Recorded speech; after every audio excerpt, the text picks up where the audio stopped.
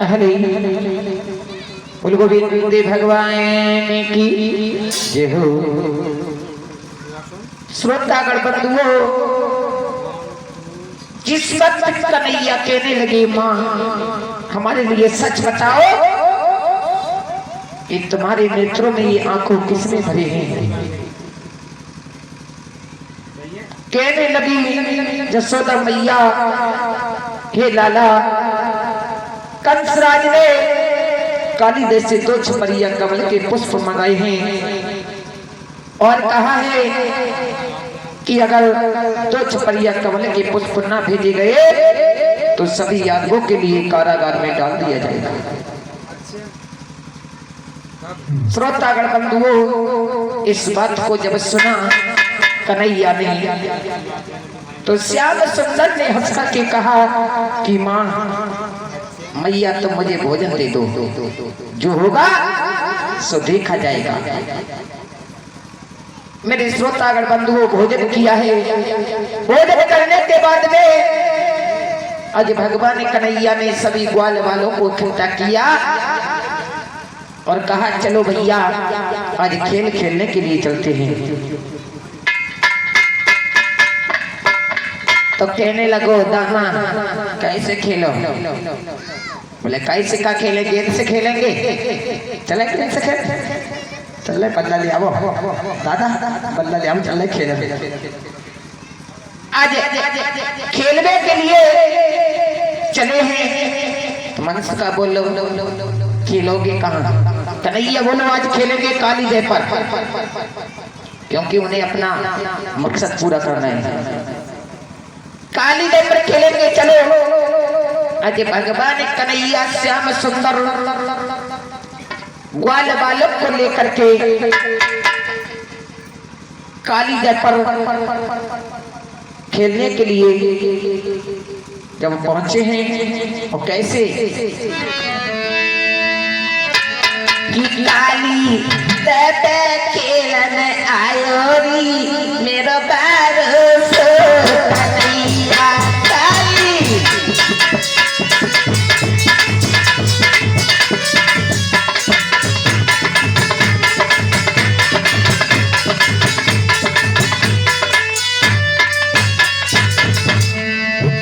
मेरो बारोसो कन्हैया, मेरो बारोसो कन्हैया, मेरो बारो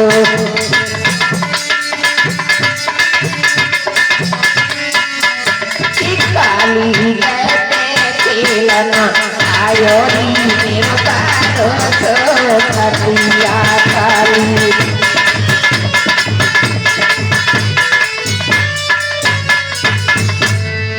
और अरे काहे की देन काहे तो बल्ला, काहे की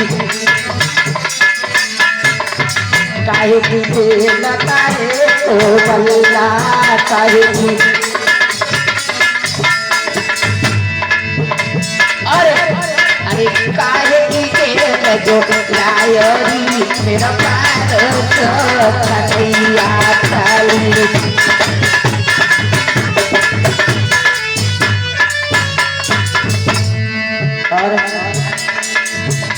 अरे सोने की गेंद चांदी को बल्ला, सोने की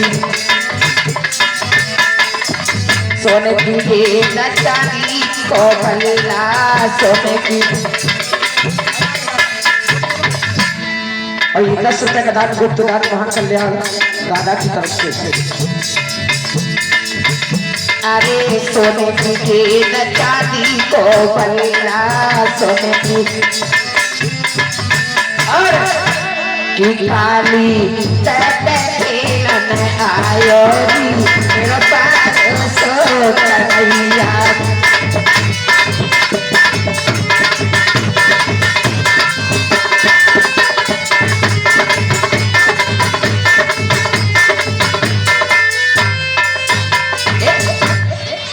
जब कालीदेव पर खेलने के लिए पहुंचे तब कहने लगे गेंद किस पे? मनसुका कहने लगा हम पे तो है ना, ये दामा पे। बोले दामा गेंद निकाल ले।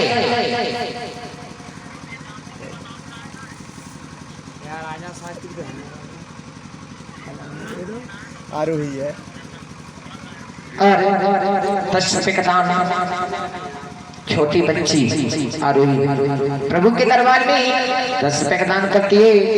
भगवान इसके लिए हमेशा अच्छे मार्ग पर चलाएं, अपने से बड़ों का सम्मान, अच्छे गुण प्रदान करें और हमेशा इसके हाथ दान की ओर बढ़े रहें और हमेशा इसके घर में धन के भंडार भरते रहें। और 10 रुपए का दान है चिट्टू मौर्य प्रभु के दरबार में 10 रुपए का दान करते हैं। भगवान सदैव सुखी रखें और हमेशा इनके घर में धन के भंडार को भरते रहें। दो लाइनें दानदाताओं की तरफ चलते हैं।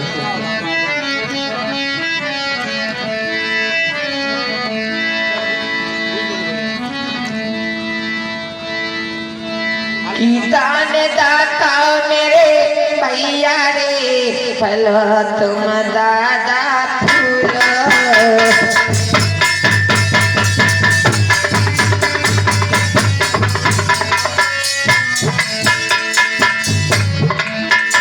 अरे श्री कृष्ण के संग में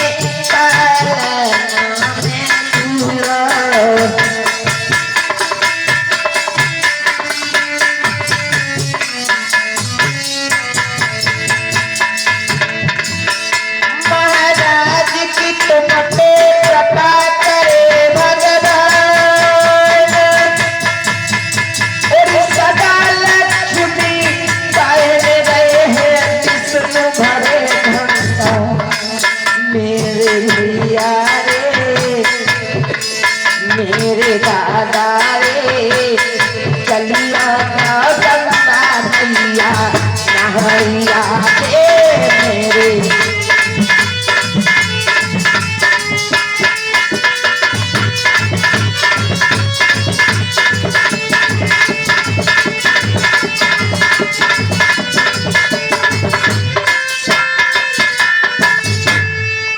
श्रोतागण बंधु कथा कहाँ छोड़ी दादा काली देवी बहुत अच्छे बोल गोविंद धीरे भगवान की। श्रोतागण बंधु भगवान कन्हैया जब काली देवी पर पहुंच गए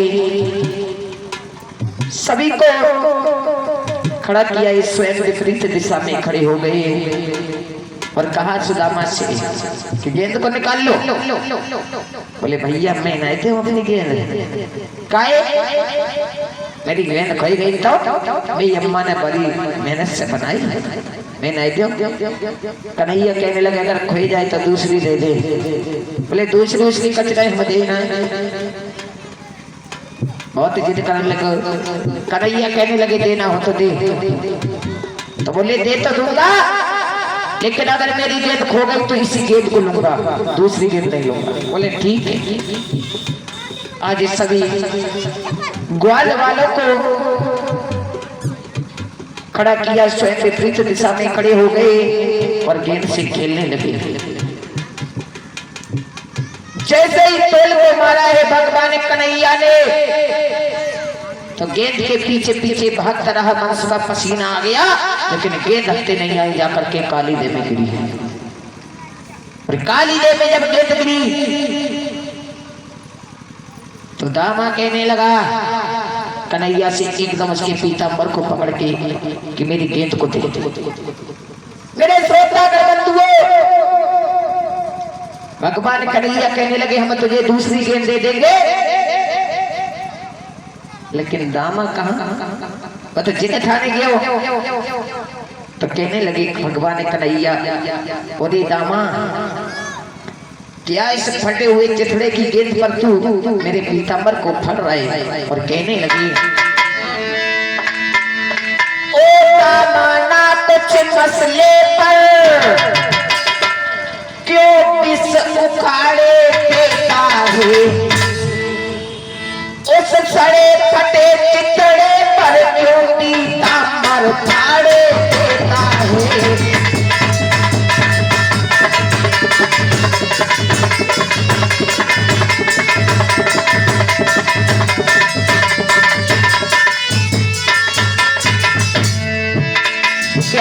भगवान कन्हैया मेरी कमर को छोड़ दे पगला, पर ना अब मेरी बारी है।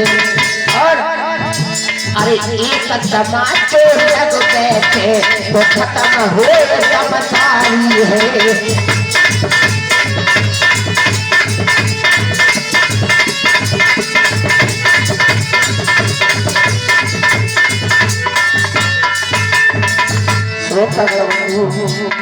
कहने लगे भगवान कन्हैया अगर एक तमाचा पड़ गया तो तेरी सब समझदारी खत्म हो जाएगी।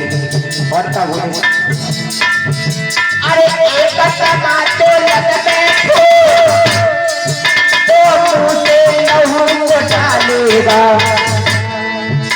और दामा तेरी खैर नहीं जो पैर सबसे डालेगा।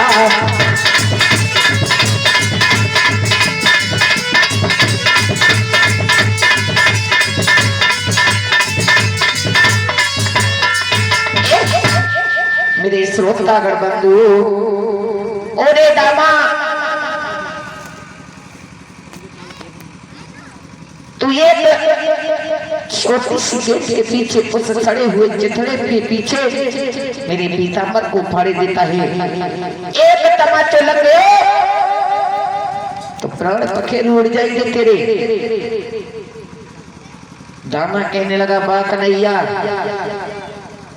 आज तुम कहते हो कि हम तुम्हारे तमाचा मार देंगे, और जादे ने तुम्हारे साथ माकड़ चुराने के लिए ना गया तो देख लेना तुम दामा के लिए एक दिन तरस जाओगे। और बोले कन्हैया से दामा ये तो खैर कोई बात नहीं, जिस तुम फूल को कह देते देखो वो काली देवी फूल तुम्हारे सामने खड़ी है। अगर इतने ही बड़े बलधारी हो तो जाओ इस काली से फूल को तोड़ करके ले आओ। आज इस प्रकार से दामा के कहने पर भगवान कन्हैया ने एकदम उस दामा के हाथ से पीताम्बर को झटका है और जाकर के काली देव में कूद गए। और काली देव में कूद गए। इधर जब काली देव में कूदे हैं तो दामा चिल्लाने लगा, हाय कन्हैया कहाँ गए? मेरे जरा से कहने पर तुम काली देव में कूद गए। जसोदा मैया को क्या जवाब दूंगा?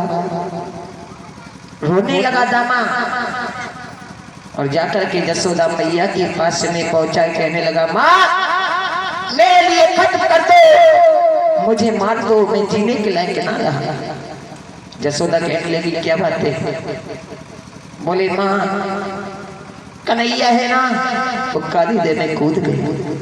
जो शब्द सुना है तो एकदम से दहाड़ मार करके रोने लगी और कहने लगी कि कहाँ? बोले काली देव पे।